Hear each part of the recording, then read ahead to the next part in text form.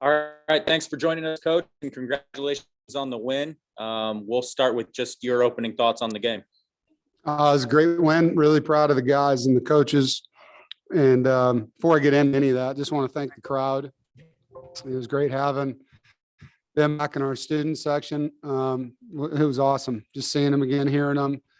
You know, it's Thursday night, and it was what we were hoping for, you know, and I think the kids fed off of you, and it means a lot to them to have the crowd that we did.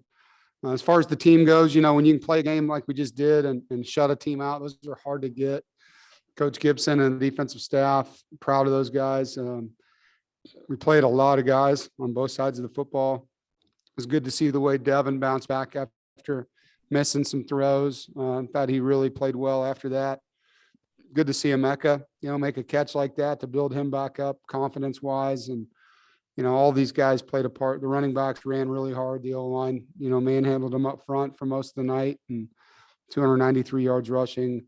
We only had 3 penalties, so, you know, and I think we came out of it pretty healthy. So pretty good night here for what we wanted to accomplish. I think that's about it. Questions? Go ahead, Bridget. Coach, for your team to come out here composed in a home crowd that they haven't seen since 2019, a lot of these freshmen have never seen it. And then Devin comes back and has a successful night. Your defense shuts out this team. What were you most impressed about from your guys tonight? You know, I just asked them to be mature, and they showed that to me. You know, I think last year we weren't as mature as we are now, and being able to get up on a team and stay up on them, you know, keep them in the corner, I guess you would say, not let them out. I mean, they tried. They did a couple things to get down in the red zone. We're able to get 2 turnovers defensively down in the red zone, which are huge plays. But just love the maturity of them, and they really took things to heart that we pointed out in the offseason that we needed to improve on. Go ahead, Andrew. Dave, do you feel like there was maybe a little bit of rust for Devin early in the game with the amount of time, obviously, that he went between playing in competitive games? And you mentioned it a little bit already, but how happy were you with the way that he bounced back and some of the throws that he made later in the game?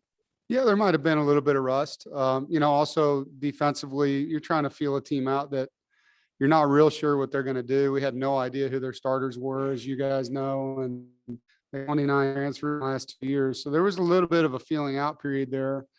But, you know, the thing you like about Devin is nothing bothers him. You know, he throws a touchdown, he's the same guy. Throws a pick, he's the same guy. And he needs to learn not to run the ball there at the end of the game. But outside of that, I thought he was pretty good. Go ahead, Alyssa. Coach, Ricky Person Jr. found the end zone 3 times. What improvement have you seen out of him in the past year, and how excited are you for his potential? I'm excited for all those backs. You know, I think Ricky had a good game. First of all, to answer your question, I thought he ran really hard, did some good things inside the tackles and outside the tackles, and has a nose for the goal line for sure. You know, him and Zonovan are each other's, I think, biggest fans, and also competitive. I think they want to outrush each other and outgain each other and all these different things. So I think there's been a lot of talk, you know, in the offseason about Bam, and I know Ricky wants to prove how good he is as well. And, you know, I thought he played really well. And it's great to see Jordan Houston get in the game and do some things there at the end. Go ahead, Mike. Hey, Coach, you mentioned a little bit about your defense, and it really did. It looked like, you know, especially Drake, Peyton, some of those guys were all over the field. What stood out to you most, I guess, defensively? And can you kind of just expand upon their performance tonight? Well, I thought Drake Thomas had a great game. I mean, I thought he was all over the field, and Isaiah was all over the field. You know, the thing that I really liked, to be honest, was the way we played the football in the air tonight. I thought defensively, it's the first time in a while that our DBs have just broke on balls and snatched them out of the air and made some really confident catches on footballs. And that's what you need to be able to do in this kind of defense when you're playing with 5 defensive backs. And so, you know, between Tanner Ingles' interception and Cyrus Fagan's interception, the way these guys broke on the football, all our guys back there, everybody got game time, but that really stood out to me. Go ahead, Justin. Coach, you had nearly 300 rushing yards tonight, 2 backs with over 100 yards. But could you assess the play that you saw from the offensive line tonight at the line of scrimmage?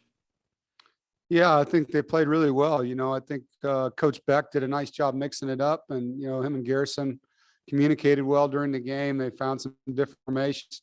The game went on that presented some problems for South Florida structurally, and the O-line did a nice job. I thought they mixed it up enough with the stretch game and the counter game and the inside zone game where they kind of had them guessing. And there's a lot of movement up front, and that's kind of what I look for: is where's the line of scrimmage going. I love that brand of football.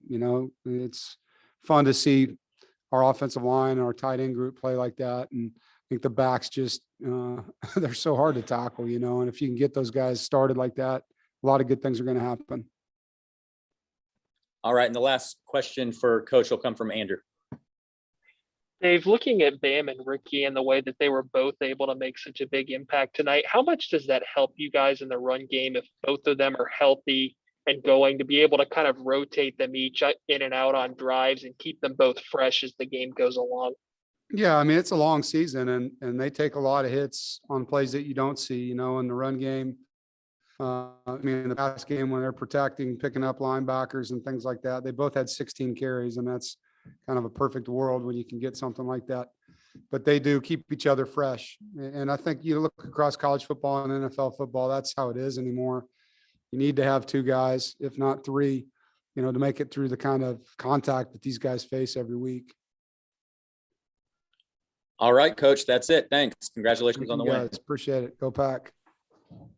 Okay, guys, Ricky Person Jr. is going to be joining us now. If you guys want to raise your hands for questions for him while he gets settled in.